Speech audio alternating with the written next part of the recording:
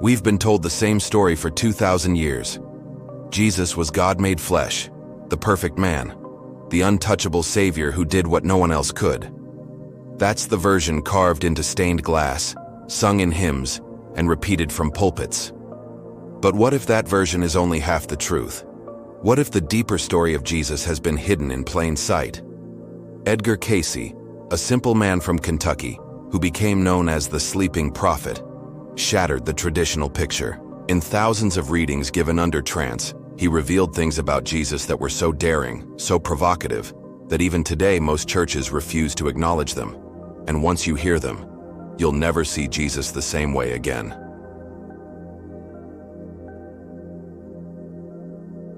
Let's start with the man himself. Edgar Cayce wasn't a preacher. He wasn't a scholar of ancient texts. He wasn't even particularly religious in the traditional sense. He was a photographer, an ordinary American, born in 1877. But Cayce had a strange gift. When he lay down, closed his eyes, and slipped into a deep sleep, he could access a source of wisdom far beyond himself. People came to him with illnesses no doctor could heal.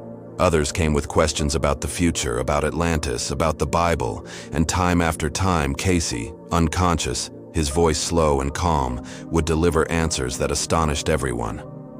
14,000 of these readings were written down, preserved, and if you read them, you'll notice something. Again and again, the thread that runs through them all is Jesus. Not just the Jesus of Sunday school, but a Jesus almost no one talks about.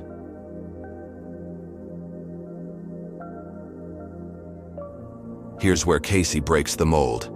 He said Jesus was not a divine exception, dropped from heaven once and for all.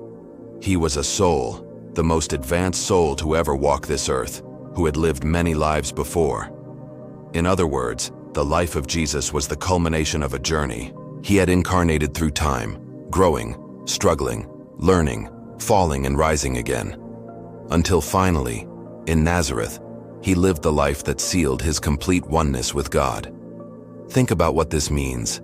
Jesus wasn't showing us something we can't reach. He was showing us exactly what we are meant to reach. His life wasn't about creating distance between God and man. It was about collapsing that distance forever.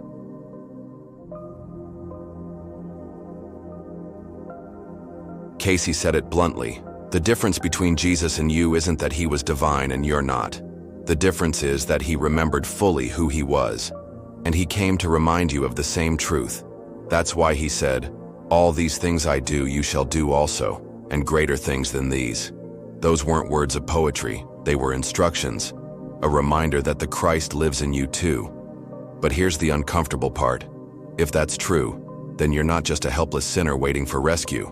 You're a child of God learning to wake up. And waking up takes courage. It means responsibility.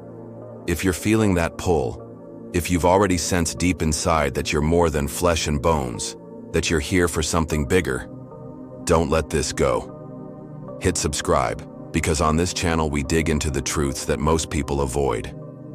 Truths that set your soul on fire. Cayce said something that offends a lot of people. The tragedy of Christianity is that it turned Jesus into an idol instead of an example. Think about it. It's easy to worship Jesus, to build cathedrals, sing songs, bow before the cross.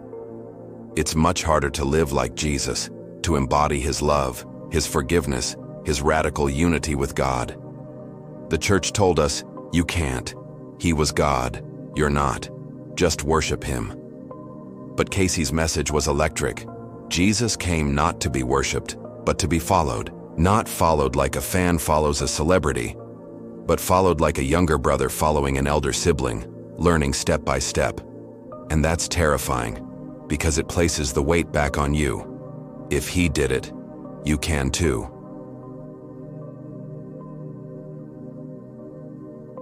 Now let's talk about something the Bible skips over. The years of Jesus' life between ages 12 and 30.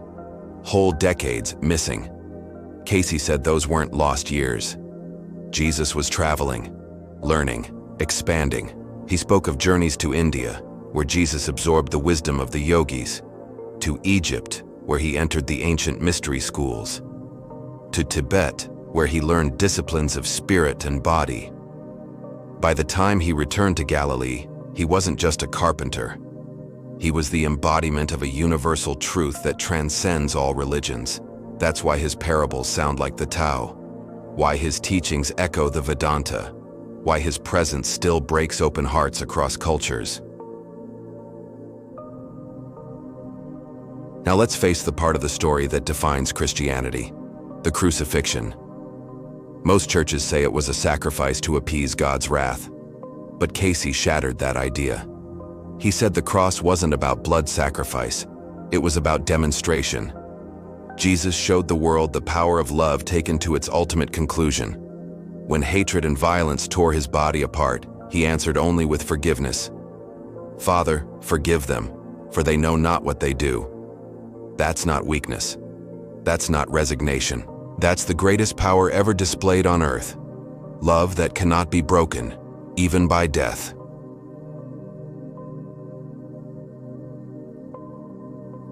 Cayce confirmed the resurrection happened, but again, he insisted it wasn't a one-time miracle to set Jesus apart. It was the sign of what's true for every soul. Spirit is eternal. Flesh is temporary. Death is not the end. The tomb is not the final word. Jesus rose to show us the map, to remind us that what we call death is simply the passing of a shadow. And if that's true, then life is far bigger, far more sacred than most of us dare to believe. For Cayce, this is the image that changes everything. Jesus is not a distant king demanding worship. He is your elder brother. That doesn't mean less reverence. It means more intimacy. It means he walked this road ahead of you, so you could walk it too. It means you don't have to beg for salvation. You walk side by side, as family. And doesn't that feel closer to the Jesus your heart has always known? The one who touched lepers, dined with outcasts, washed the feet of his disciples? He never wanted a throne. He wanted to show the way. Here's the hardest part. Most people don't want to hear any of this. Because if Jesus is unreachable, then you don't have to change. You can admire him, worship him, and keep living the same way. But Cayce's Jesus doesn't leave you that option. He says, "The same spirit that lived in me lives in you." Wake up. Stop waiting. Remember who you are. And that's terrifying, because suddenly, it's not about him anymore. It's about you. So let's bring it home. If Edgar Cayce was right, then Jesus didn't come to start a religion. He didn't come to be locked behind stained glass windows. He came to ignite something inside you. He came to show you what's possible when a human being lives fully awake to God. And if that's true, then your life is not small. Your struggles are not meaningless. Every act of kindness, every moment of forgiveness, every time you choose love instead of fear, you're walking the same path. So the real question is, will you keep worshiping from a distance? Or will you dare to follow in his steps? If this stirred something in you, don't let it fade. Subscribe. Join this journey. Because here, we're not interested in safe religion. We're interested in the truth that shakes you awake. And that truth is simple, terrifying, and beautiful. The light that lived in Jesus lives in you. Always has. Always will. And the moment you believe it, everything changes.